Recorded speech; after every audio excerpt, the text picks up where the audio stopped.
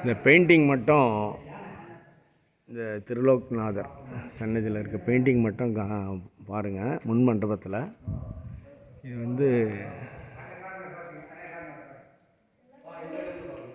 விஜயநகர பேரரசு காலத்தில் வரையப்பட்ட பெயிண்டிங் சொல்லியிருக்காங்க. அதில் பார்த்திங்கன்னா இது வந்து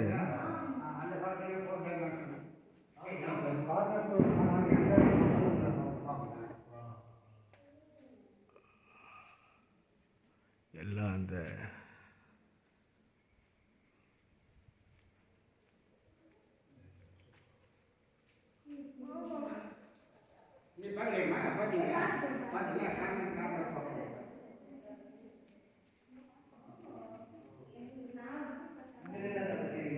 மேற்கூரையை மட்டும் கவர் பண்ணுறேன். அதை ஃபுல்லாக பாருங்கள். அந்த பெயிண்டிங் பாருங்கள், என்ன விதமாக மூலிகை சாரை கொண்டு என்ன அழகாக அமைச்சிருக்காங்க. இது 400-500 வருஷம்னு சொல்கிறாங்க.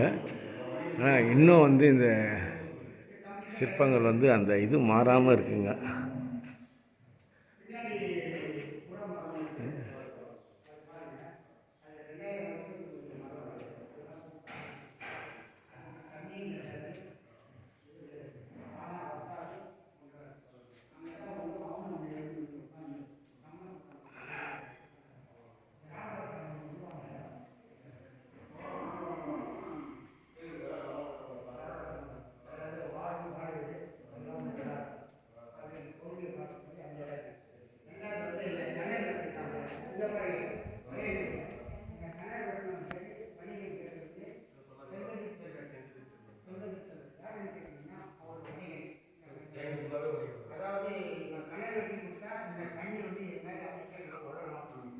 ஒரு 3 ரோ 10 அடி அகலத்தில் 70-80 அடி அகலத்தில் 10 அடி அகலத்தில் 80 அடி நீட்டில் இருக்குங்க. அதான் இது ஒரு இதுவும் வந்து பார்த்திங்கன்னா 3 இது முகப்பு 3 பிரிவாக பிரிச்சுருக்காங்க. ஃபஸ்ட்டு காமிச்சது ஃபஸ்ட் ரோ, இது வந்து செகண்ட் ரோ.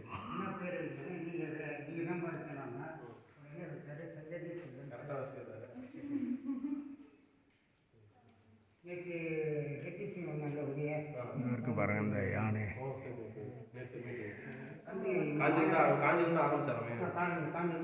திருப்பூர் அவர் அவங்க கலைஞர் கொண்ட ஊர். நான்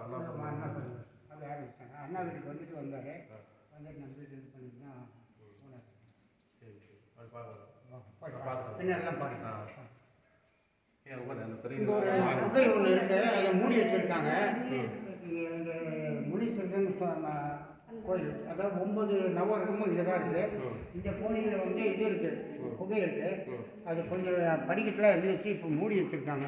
ஏன்னு கேட்டால் திருவனந்தபுரம் மாதிரி அதில் உள்ள ஏதாவது இதெல்லாம் இருக்குது, அதனால் மூடி வச்சுருக்காங்க. இந்த குகை கோயில் வந்து காமாட்சி அம்மன் கோயிலுக்கு போகுது. காமாட்சி அம்மன் கோயில் வந்து காமாட்சி அம்மன் கோயில் இல்லை, பத்மாவதி அம்மன் கோயில். சிவான் சுவாமி வந்து இங்கே வந்து யூனிவர்சிட்டி இருக்குது இடம்.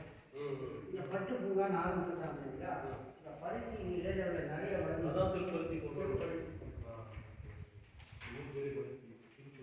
பெரிய உற்சவம் நடக்குது.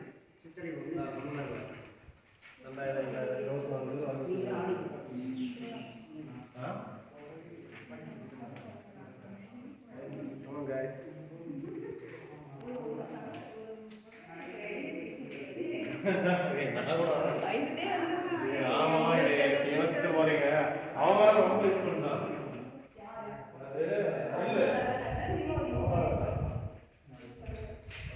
3 பிரிவாக பிரிச்சுருக்குங்க. அந்த முகப்பு மண்டபம் அவ்வளோ அழகாக இருக்குது. சங்கீத மண்டபம்னு சொல்கிறாங்க. இதில் வந்து பெயிண்டிங் தான் எல்லாமே.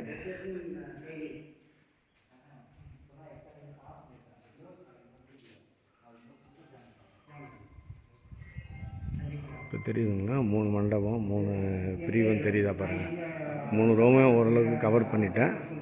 எல்லாமே இந்த தூண்கள்லாம் பார்த்திங்கன்னா அந்தமாரி வடிவமைப்பில் தான் இருக்காங்க. எல்லா தூணும் இங்கே அமையப்பட்டுள்ள தூண்லாம் பார்த்திங்கன்னா அந்தமாரி ஒரு வடிவமைப்பில் தான் இருக்குது.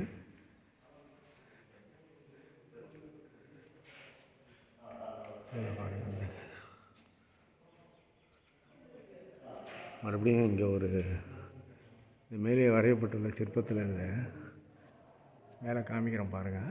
இந்த யானையை சுற்றி குதிரையில் வந்து எல்லாமே பார்த்தா மகளிர் தான். அந்த வீர மங்கைகள் அவங்க இந்த யானையில் குதிரை மேலே இது போர் புரிகிற மாதிரி அந்த ஒரு காட்சிகளை தான் காமிச்சிருக்காங்க. குதிரையில் போகிற மாதிரி நடுப்புற பார்த்திங்கன்னா அதில் வந்து யானை மேலே அமர்ந்திருக்காங்க. அது அந்த யானை மட்டும் கூர்ந்து பாருங்கள், கொஞ்சம் ஜூம் பண்ணுறேன்.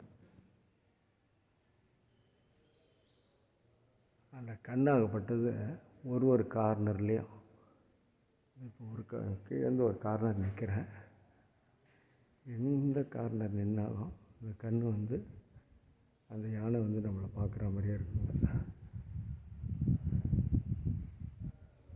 பாருங்க.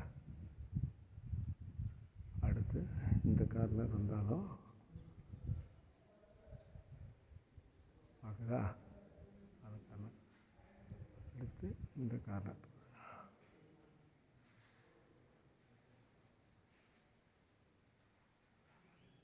நாலு கார்னரும் கீழே இருந்து ஒரு ஸ்கொயர் மாதிரி கட்டியிருக்காங்க.